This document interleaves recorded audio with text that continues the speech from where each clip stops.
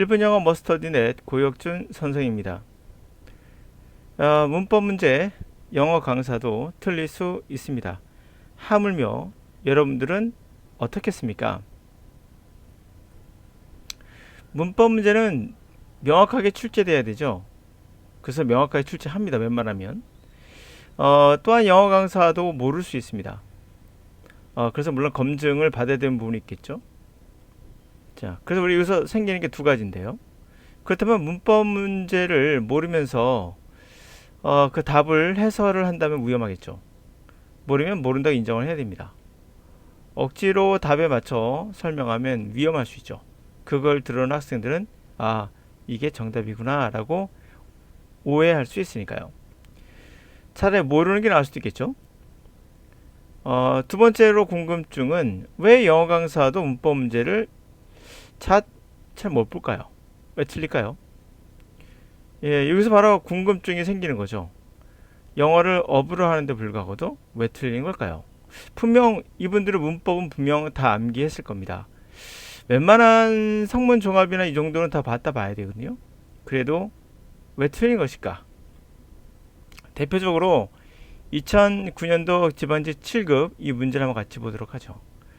여러분의 농장이 번창하고 깨끗한 물이 흐르도록 함께 일할 것을 맹세합니다를 영작하는 거예요. 시간에서 한번 보시고요. 제가 해설부터 볼게요. A 강사는 이렇게 해설했습니다.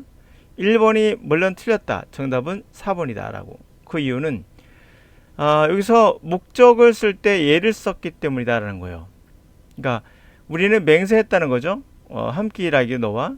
그래서 너의 농장을 번창하게 하고 그리고 이제 깨끗한 물이 흐르게끔.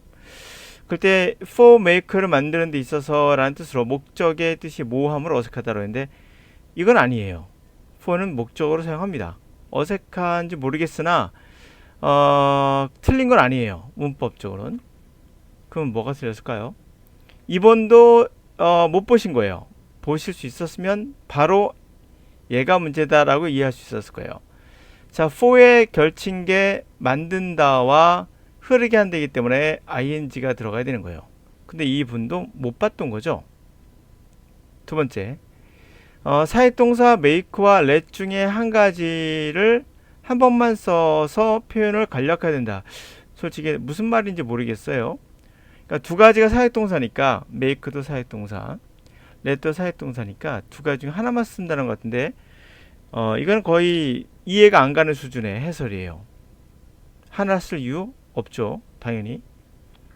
세 번째, 사역동사의 목적보로서 원형동사를 쓴다. 그러니까 사역동사의 메가 사역동사죠. 목적어, 동사 원형. 여기도 동사 원형. 이래야 된다는 거예요. 이 부분말은. 그거 틀리지 않습니다. 맞는 말이죠. 이거 쓰면 안 되겠죠. 당연히. 메가 사역동사니까. 자, 분명 근데 여기서는 의미가 약간 다르긴 한데 그대로 갑시다. 또 하나. 두 번째 해설 강의는 이거였어요. 어떤 분은 lesson letting 이분은 제대로 본 것 같아요. 이건 제대로 봤어요. make와 let이 중복됨으로 생각한다. 그건 아닌 것 같아요. 아무리 봐도 이건 아니죠. 정답은 4번인데요. 중복되죠. 중복돼서 씁니다. 써요. 그러니까 제가 보기에는 이 to를 반복하면 안 된다는 이야기인 것 같아요. 제가 보기에는 물론 to를 반복해서 안 쓰는 경향이 있지만 꼭 그렇다고 해서 무조건 틀렸다고 보기에도 애매합니다. 이건 애매한 구석이에요. 제가 말씀드렸다시피 이걸 기억해 두세요. 문법 문제는 어떤 경우도 명확하게 출제해야 됩니다. 애매한 거는 안 내는 게 좋죠. 그러므로 이거 갖고 트집 잡기는 좀 모호하다. 그럼 명확한 것은 이 let은 틀렸다.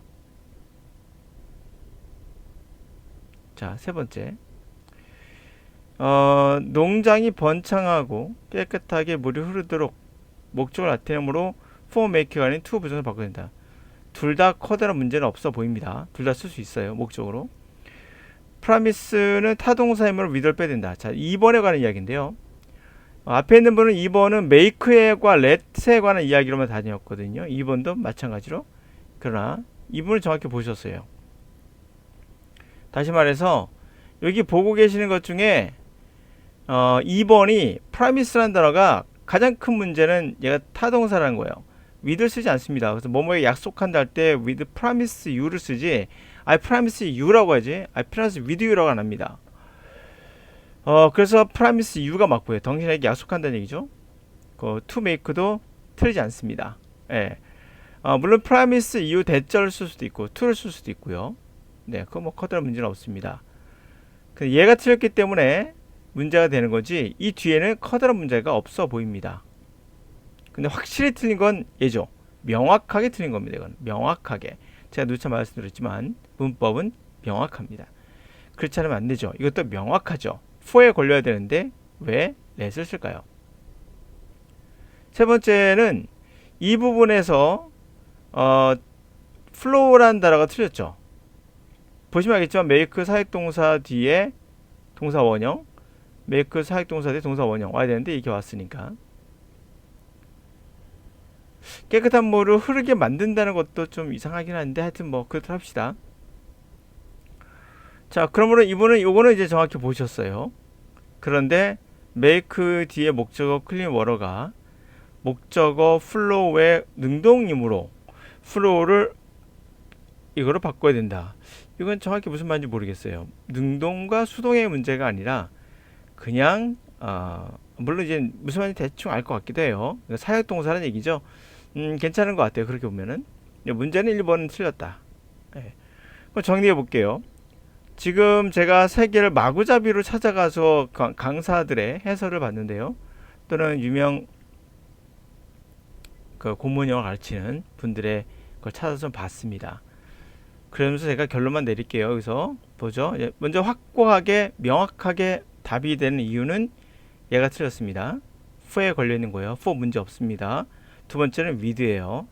네, 이거 쓰면 안 되죠. 이 두 번째 건 좀 애매합니다. 이건 틀렸다 맞았다 말하기 좀 애매해요. 써도 되고 안 써도 되고 그거는 커다란 문제가 되지 않습니다. 이건 확실히 틀렸죠.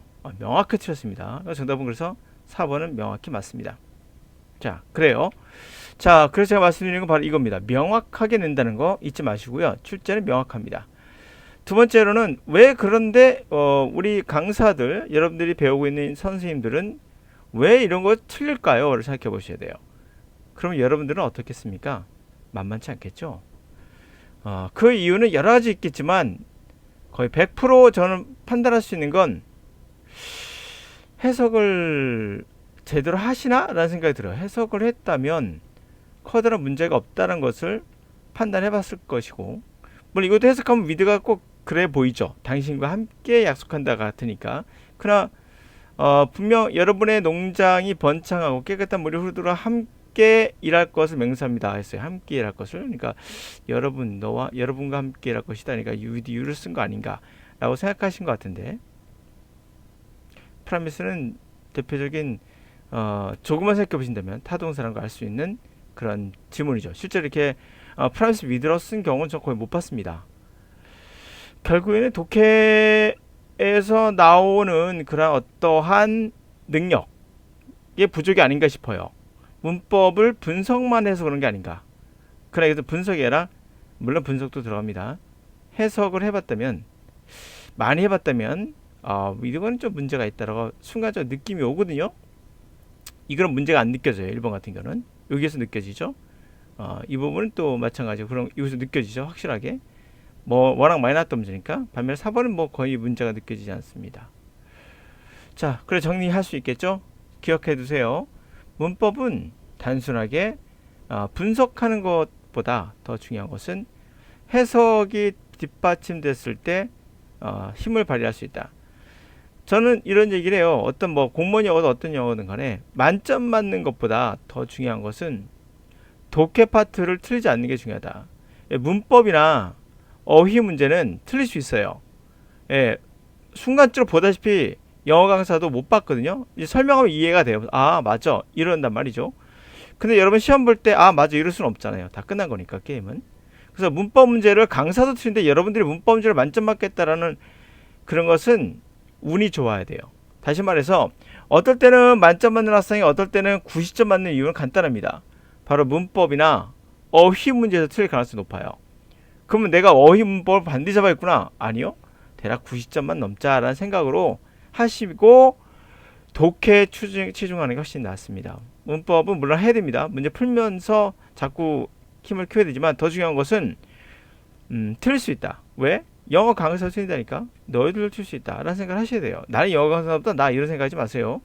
이분들도 영어 못하는 게 아니라 알면서 틀리기도 하거든요. 그게 문법이에요. 어휘는 모르면 못 푸는 거니까. 근데 어휘에 목숨 건 학생은 굉장히 많아요. 어휘 문제는 개인적으로는 틀리더라도 뒤에 독해를 다 맞겠다는 생각을 하는 게 더 현명한 짓이 아닌가, 그런 판단이 아닌가 싶어요. 자, 문법 문제 다시 한번. 영어 강사도 틀린다. 그런데 하물며 여러분이 문법 문제를 다 잡겠다는 욕심에서 벗어나라.